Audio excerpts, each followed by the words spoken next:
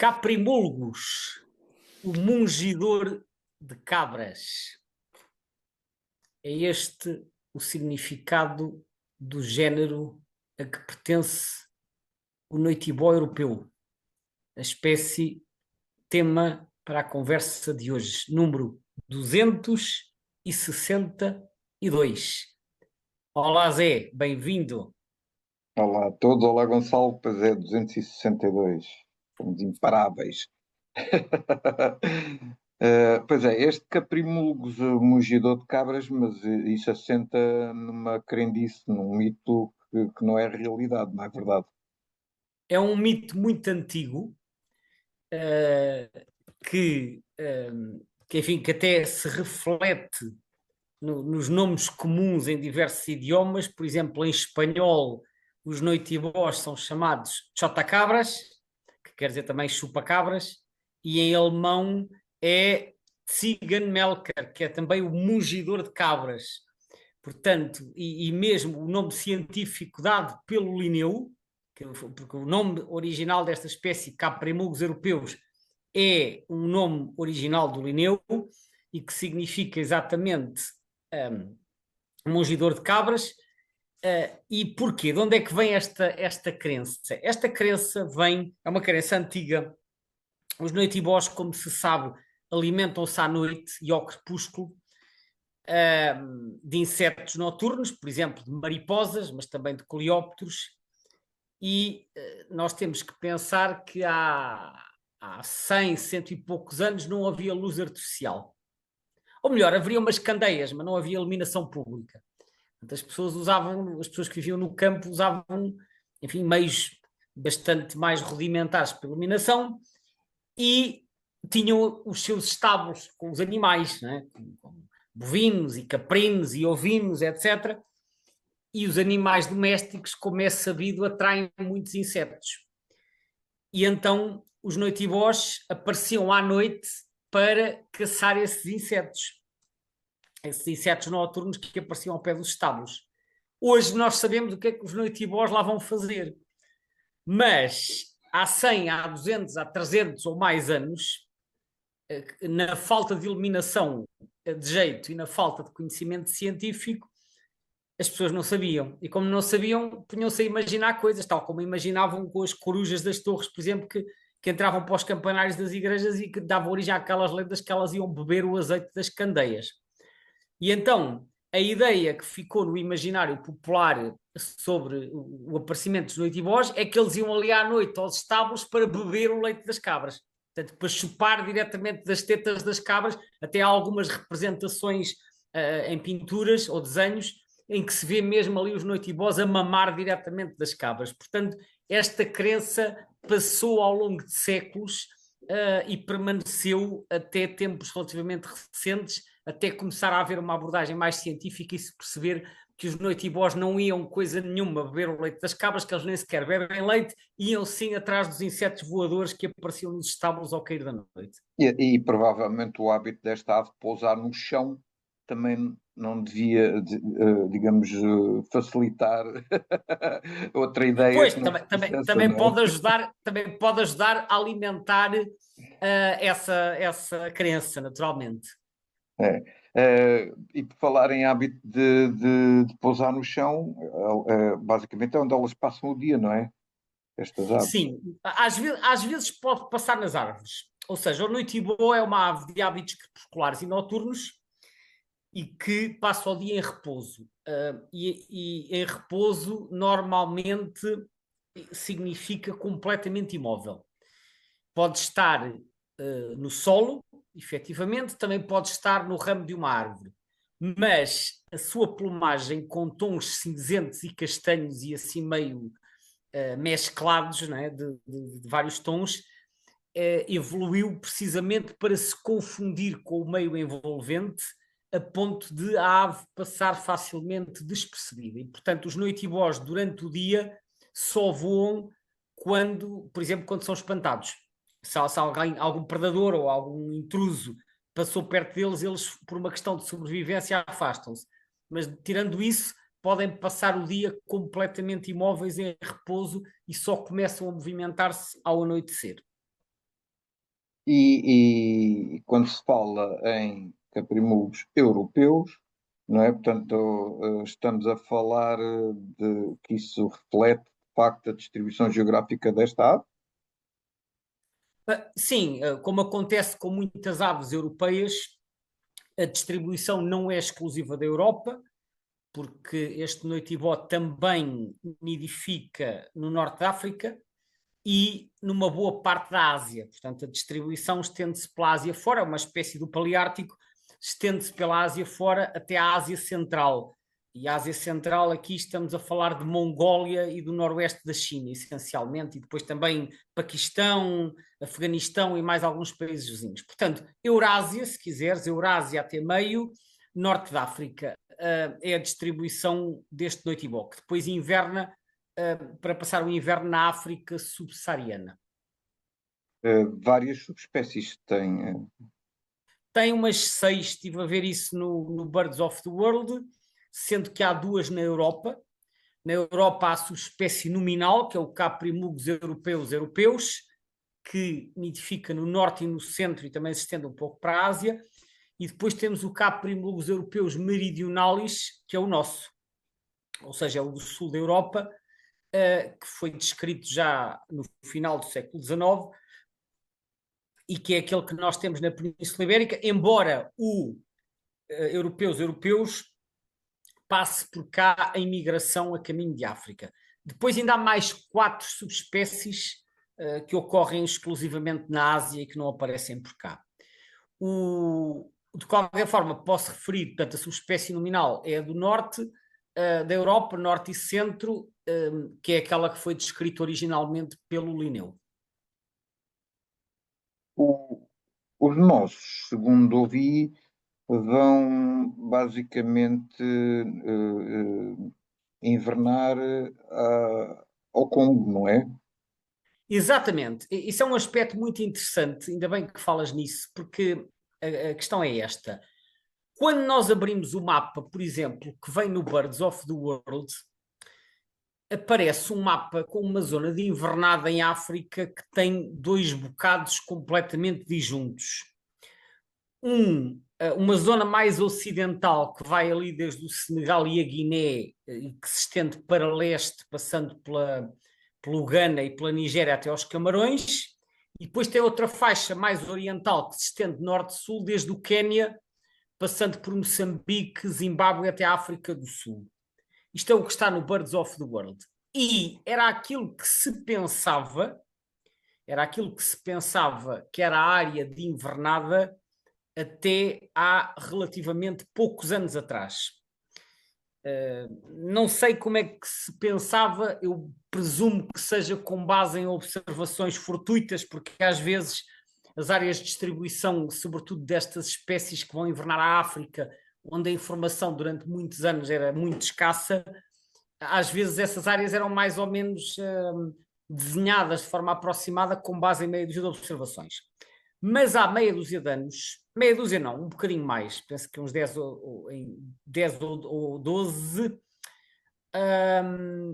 houve um estudo feito por um senhor chamado Ruben Evans, que procurou estudar as migrações do noitibó europeu, nomeadamente para a zona de invernada, e esse estudo foi feito com recurso a geolocalizadores. Os geolocalizadores são, para quem não sabe, acho que é bom recordar aqui, são os pequenos dispositivos que se colocam nas aves, mas que, ao contrário dos chamados GPS, que transmitem a posição da ave, os geolocalizadores não transmitem, só recebem dados.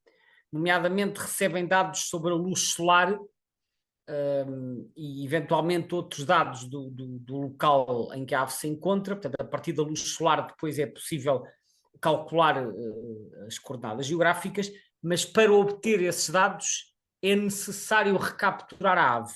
Novamente, para retirar o geolocalizador e descarregar os dados para o computador. E este senhor Evans fez um estudo com noitibós europeus e descobriu que, ao contrário do que se pensava, estes noitibós da Europa Ocidental, de vários países, não iam invernar nem àquela faixa ocidental que vai do Senegal até aos Camarões, nem iam invernar à outra faixa oriental do Quênia para a África do Sul. Iam sim quase todos para a República Democrática do Congo. Portanto, isto foi assim uma descoberta bastante interessante porque não corroborava aquilo que se pensava, pelo contrário, foi uma descoberta completamente nova. Mas descobriu outra coisa. Descobriu que eles fazem uma migração em loop, portanto fazem assim uma espécie de um arco, e que a migração para sul é diferente da migração para norte. Eles para norte vão mais diretos até ao Congo, mas para sul, de norte para sul, vão diretos até ao Congo, mas quando voltam para norte, eles migram para o oeste, contornam o Golfo da Guiné, vão ali até à zona da Costa do Marfim e depois é que seguem para norte. Portanto, ele conseguiu uma amostra já de uma dúzia de aves ou assim, portanto, não era apenas um ou dois. E todos eles mais ou menos seguiam esta rota.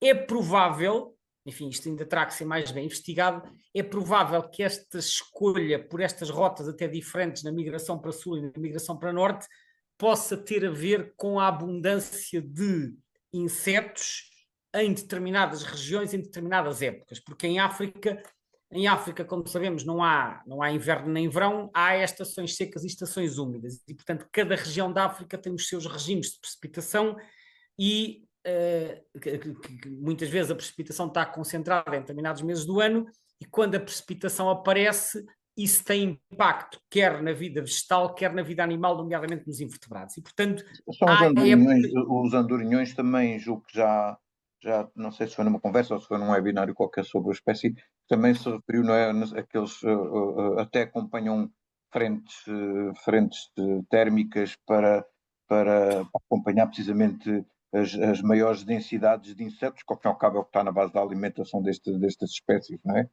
Sim, sem dúvida. Ou seja, os andorinhões também tiram muito partido das condições meteorológicas que se fazem sentir em vários locais para explorar a abundância de insetos que se verifica localmente quando as condições são favoráveis. E, portanto, o que este investigador descobriu, embora a investigação com os noitibós esteja um bocado mais atrasada, foi que eles também, aparentemente, mesmo durante a sua migração, tentam tirar partido das abundâncias de insetos e fazem aquilo que se chama stopover zones, portanto fazem zonas de paragem no Norte da África, na África Central e na África Ocidental, onde eles podem parar durante 2 ou 3 semanas, presumivelmente, mas isto é apenas uma hipótese, presumivelmente para tirar partido das chuvas sazonais, porque quando vêm as chuvas, a abundância de insetos aéreos aumenta imenso e, portanto, eles conseguem, fazendo estas rotas, eles conseguem tirar partido da abundância que se verifica nas diferentes regiões. Portanto, ainda há muito para descobrir, mas este estudo parece promissor porque veio revelar algo que não se sabia, que é, por um lado, a rota migratória do noitibó europeu e, por outro lado, onde é que ficam realmente os seus quartéis de invernada. É verdade que esta é daquelas espécies que chega mais tardiamente nesta migração. Chega algo tarde, não é das últimas a chegar, porque há espécies que só aparecem por cá no mês de maio. Também não é das primeiras, porque há várias espécies que chegam em março ou até em fevereiro. Eu creio que tipicamente, isto variará, mas tipicamente os primeiros noitibós europeus fazem-se ouvir em meados de abril. E Um por pouco fazem-se mais ouvir, cedo. entenda-se que aquilo é um escarcéu desgraçado. Não Como percebi o que ouvimos no disseste. início. Não O percebi. ruído que eles fazem, o barulho que eles fazem, ainda que O, seja confundível com alguns insetos noturnos também, não é? o barulho que nós até ouvimos na gravação inicial é alto se tu estiveres ao pé da ave, mas muitas vezes estás a ouvi-la a grande distância. Agora, o que eu estava a dizer era, os primeiros normalmente aparecem em meados de abril, mais ou menos. Eu já os ouvi por essa altura.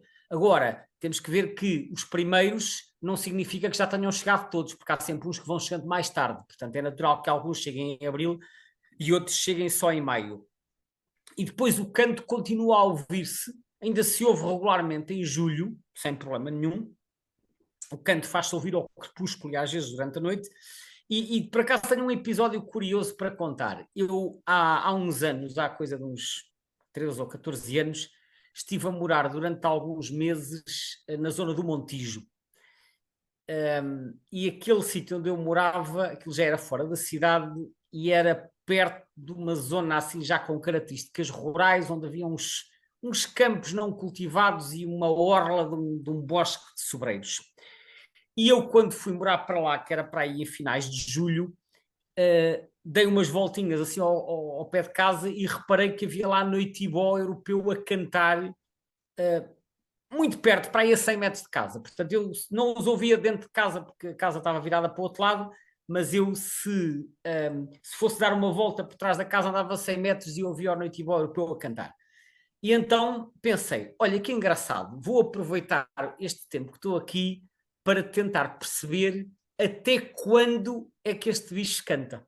Porque eu sabia que eles eram ouvidos a cantar em julho, até talvez já os tivesse ouvido em agosto, não me lembrava, mas pensei, eu desta vez vou ter a oportunidade de ouvir. E então eu, mais ou menos 2 vezes por semana, ou assim, ao cair da noite, ia lá até ao sítio do Noitibó para ver se ele cantava. E continuei a ouvi-lo durante praticamente todo o mês de agosto, e mais surpreendente ainda, continuei a ouvi-lo na primeira metade de setembro, sendo que o último dia que eu registrei o canto foi no dia 17 de setembro, mas com uma particularidade muitíssimo curiosa.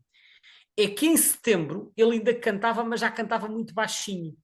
E nas últimas vezes que eu o ouvi, eu já tinha que estar quase por baixo da árvore onde ele estava a cantar, porque parecia que ele estava a sussurrar.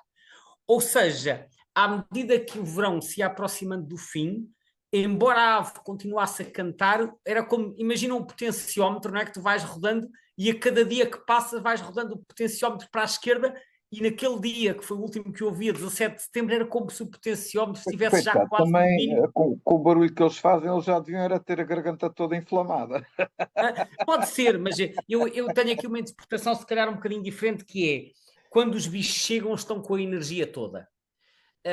E estão a cantar, eventualmente, para defender o território, para atrair uma fêmea. Quando chega ao final do verão, já podem estar cansados. Não estou a falar só da garganta, estou a falar mesmo, enfim, emocionalmente, fisicamente, já está desgastado, portanto já não há tanta energia para estar a cantar, porque cantar também requer um dispêndio de energia. E, portanto, É só o vai macho que perdendo. canta. Como? É só o macho que canta. Penso que sim. Sabes que recentemente houve uns estudos que mostraram que em várias espécies as fêmeas também podem cantar. Portanto, eu neste momento já não arrisco pôr as mãos no fogo a dizer que é só o macho que canta, porque eu acho que em termos de, dos sons emitidos por os dois sexos, pelos vários indivíduos, acho que ainda há algumas coisas para descobrir. Mas vamos admitir, agora feita esta ressalva, vamos admitir que é só o macho que canta. Ele está ali a cantar. Até vamos pôr a hipótese que ele não encontrou uma parceira e, portanto, continua ali a cantar em julho, em agosto e em setembro.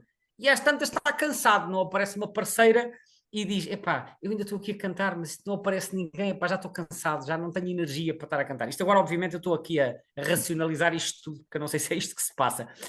Também podia dar-se o caso de ele ter arranjado uma parceira, ter procriado com sucesso, estar ali a defender o território, mas chega a uma altura em que a própria ave é como se sentisse que aquilo já não é necessário e, portanto, já não vale a pena estar a cantar com aquela energia toda, porque já está quase na altura de ir embora. Mais uma vez estou a racionalizar tudo, porque isto Sim, sim. poderá a coisa não se explicar desta maneira, mas estou aqui a fazer uma comparação.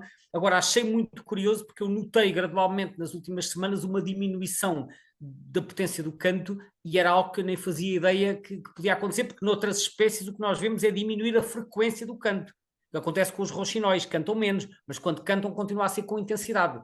Só que as frases são cada vez mais curtas. Aqui não diminui a intensidade, não diminui a duração das frases, diminui o volume. E essa descoberta é que eu achei interessante. Ainda nos disseste onde é que viste pela primeira vez esta espécie? Epá, isto foi uma aventura. Olha, foi ao pé de ti. Foi no estuário do Sado. Foi no estuário do Sado na noite de 4 para 5 de julho de 1990.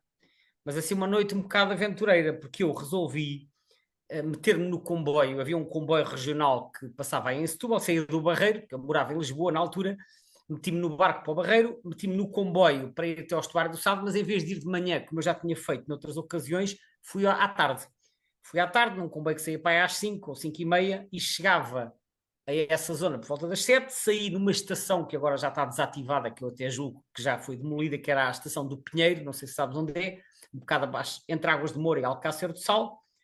Saí aí por volta das 7 e meia e eu digo isto com esta precisão porque tenho isto registado nas minhas notas de campo, que tenho aqui à minha frente, saí às 7h30 e depois comecei a caminhar através da Herdade do Pinheiro, que era uma zona que hoje tem muitas restrições de acesso, mas naquela altura não tinha. E fui andando pela Herdade do Pinheiro até chegar ali à orla do estuário, fui fazendo umas observações e depois, quando anoiteceu, deitei-me debaixo de uma árvore. Portanto, ou seja, foi o chamado dormir ao relento, que não foi a primeira vez até que eu fui ao estuário do Sado, já tinha, quer no estuário do Sado, quer noutros locais, já tinha dormido ao relento, ou seja, dormir ao relento, para quem desconhece a expressão, é dormir ao ar livre sem sequer usar uma tenda, portanto a pessoa deita-se no chão, pode usar, enfim, pode usar qualquer coisa para se tapar, mas não tem uma tenda, e está ali à luz das estrelas, é uma experiência inesquecível. E não Muito... foste comido pelas melgas? Não, porque sabes que eu costumo dizer, enfim, meio a brincar, meio a sério, que eu sou um ser naturalmente repelente e, portanto, as melgas não me picam. A verdade é que quando eu estou no campo com outras pessoas, as pessoas estão sempre todas a ser picadas pelas melgas e elas ignoram-me de uma forma que é absolutamente fabulosa. Portanto, eu não costumo ser picado por melgas. Posso ter uma ou Sorte, outra picada, mas é pontual. sorte, Como? que sorte!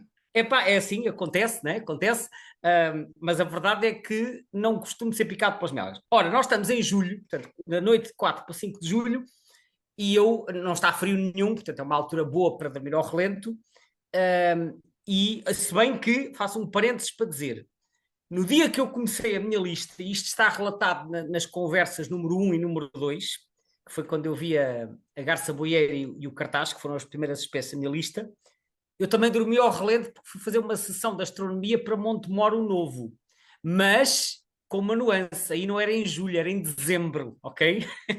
Isso sim, já não é para todos, mas quando eu comecei a minha lista também foi numa noite a dormir ao relento. Bom, e então, voltando aqui à aventura, eu estava a dormir ao relento, alguns lá no meio dos bosques da Herdade do Pinheiro, que aquilo é uma zona mista de sobreiros e pinheiros, e enquanto era de noite, por volta das 21h45, ouvi o Noitibó de Nuca Vermelha, que é o Ruficolis, a cantar, que eu já conhecia, porque isto já foi relatado numa conversa anterior, já tinha ouvido no Algarve, e cerca de uma hora depois, às 22h45, ouvi o Noitibó europeu a cantar. Portanto, com este som que nós ouvimos no início, que é aquele que parece um motor ou um inseto, e eu já conhecia das gravações e tive ali a ouvi-lo várias vezes durante a noite. Foi a primeira vez que eu registrei o Noitibó europeu, foi então numa dormida ao relento, na Herdade do Pinheiro, estuário do Sado, em julho de 1990. Olha, uma coisa curiosa sobre a distribuição desta espécie em Portugal é que eu não posso deixar de referir isto porque notei que no mapa do Atlas onde aparece esta espécie, a coisa é quase disjunta do Noitibó de Nuca Vermelha. Disjunta que queres dizer complementar? Complementar, sim, quase. Se bem que, por Quase. exemplo, um dos sítios onde eu costumo ir para observar esta espécie, que é ali a Herdade de Pancas, é muito comum ver as duas espécies na mesma noite. Exato, exato, exato. E querias que eu comentasse essa... É de facto assim, ou seja, há de facto ali É. alguma competição entre as duas espécies Pode haver, ou pode, são uma questão de habitat? pode haver, pode ser um pouco das duas coisas. O que acontece é o seguinte: o noitibó europeu é uma ave que se distribui, como eu disse há pouco, pela maior parte da Europa, mas que não é uma ave de zonas muito áridas. Não é uma ave de climas mediterrâneos. Daí que esta espécie esteja marcadamente ausente da maior parte do sul de Espanha e do interior sul de Portugal. Aparece, mas aparece muito pouco. Portanto, é uma ave que em Portugal é mais comum no norte, especialmente no litoral norte. É comum, de uma forma geral, pela faixa litoral, pelas zonas de maior influência atlântica. Também aparece no interior, sobretudo nas serras, mas está ausente das zonas mais quentes e secas. Já o noitibó de nuca vermelha é o contrário, é uma ave característica das chamadas zonas de influência mediterrânica e, portanto, prefere zonas quentes e secas. Ocorre em Espanha, no centro e no sul, e ocorre em Portugal, sobretudo a sul do Tejo e também no interior norte e centro, mas está praticamente ausente do litoral norte e centro. Há registros isolados do litoral norte e centro, mas são muito poucos. Portanto, há de facto uma certa complementaridade. Nós podemos conjecturar se é por competição, poderá ter tido origem aí. A verdade é que o Noitibode Nuca Vermelha se especializou nas zonas cujo clima o noitibó europeu não tolera. Portanto, eles acabam por, de certa maneira, se excluir mutuamente, tendo em conta as preferências de clima. Agora, há uma certa sobreposição, portanto, a complementaridade não é perfeita, e a sobreposição verifica-se principalmente no Vale do Tejo, desde ali da zona do estuário até mais ou menos à zona de Nisa, e aí há os dois, portanto, ao longo de todo o Vale do Tejo aparecem os dois. Depois, no litoral a sul do Tejo, que é a Península de Setúbal e também certas zonas do litoral alentejano, também há os dois, porque o noitibó europeu desce um bocadinho pelo litoral ali até à zona de Odmira, e por outro lado o noitibó de Nuca Vermelha também sobe pelo interior norte e centro, portanto na beira baixa e no nordeste transmontano e em certas zonas da beira alta há os dois, portanto há algumas zonas de sobreposição e curiosamente, em alguns sítios é possível ocasionalmente ouvir os dois a cantar ao mesmo tempo no mesmo local. Ok? Já ouvi, quer no Alto Alentejo, por exemplo, no Alto Alentejo, ali na zona de Nisa Gavião, quer na zona de Benavente, já mais perto do estuário, portanto, perto da Lesíria do Tejo, quer no próprio estuário. No estuário do Sado, não me lembro se já ouvi os dois em simultâneo, mas se não ouvi em simultâneo, ouvi quase em simultâneo em zonas próximas, portanto, e em Miranda do Douro também há os dois, também já os ouvi. Portanto, ocasionalmente é possível ouvir os dois. Não quer dizer que eles estejam em competição, eles podem perfeitamente partilhar o espaço, só que já estão na zona de fronteira em termos das áreas climáticas que cada um deles tolera, e portanto, por isso é que talvez a zona de sobreposição é tão estreita. Tem a ver com as preferências de cada um. Porque nós vemos, por exemplo, ao Algarve, onde praticamente não há o europeu, é muito raro, e o noitibó de Nuca Vermelha é bastante frequente. Vamos para o norte, sei lá, para a Serra dos Gerês, há bastante noitibó europeu, mas o noitibó de Nuca Vermelha está ausente. Portanto, eles são mais abundantes nas respectivas zonas ótimas. Em 2 minutinhos, comenta lá só aqui uma questão. É verdade que esta espécie está em expansão? Aparentemente, sim. Quando nós comparamos os dados com o Atlas anterior, no terceiro Atlas, verificamos que houve um enorme aumento do número de quadrículas. É claro que nós temos que ver. Mas é impressão minha ou esse aumento está comparado com uma situação de diminuição significativa?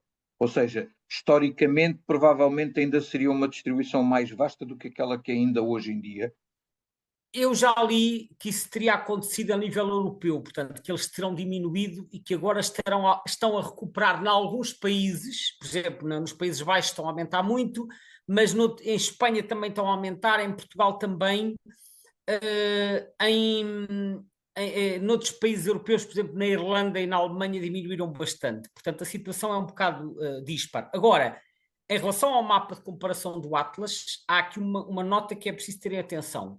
Ao contrário das aves diurnas, em que houve um trabalho sistemático com as visitas às tétradas, não é o caso aqui, porque as visitas sistemáticas eram apenas feitas durante o dia. Para as aves noturnas, este mapa baseou-se ou em visitas expressamente feitas para procurar noturnas ou em registros casuais. E, portanto, esta expansão, apesar de tudo, eu acho que houve expansão, porque no sul de Espanha também houve, esta expansão pode ser um reflexo de um maior esforço de observação, com base em observações casuais, porque muitas observações eram inseridas no eBird. Portanto, não é para mim claro que esta expansão seja resultado de uma maior abundância, pode resultar de um maior esforço de prospecção e de uma maior inserção de observações, que no caso destas aves noturnas pode ter muito este efeito. Portanto, estou a deixar apenas essa possibilidade em aberto. Mas genericamente eu diria que sim, que parece haver alguma expansão, porque de facto o número de quadrículas em que aumentou o registro da espécie e que é acompanhado também pelo que se passa na metade sul da Península Ibérica, aponta nesse sentido. Antes de terminar, gostava só de deixar um apontamento, já agora que é um facto que já está publicado noutros trabalhos, mas que não é muito conhecido e que eu gostava de referir, até tendo em conta os grandes incêndios que houve no ano passado.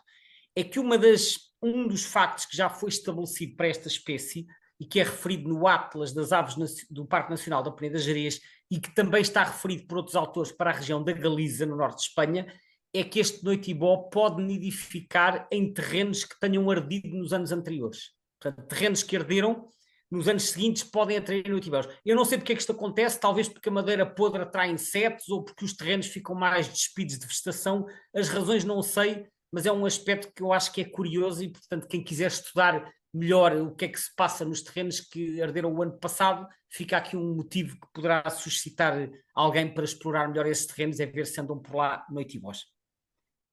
Há mais informação num webinário que foi gravado há alguns tempos, não é? Em Sim, busca dos esquivos noitibós. exatamente, que está online no nosso canal YouTube. Exatamente. E posto isto, queres deixar alguma dica sobre a próxima ou ficar surpresa? A próxima é uma ave que ninguém sabe muito bem de onde é que veio.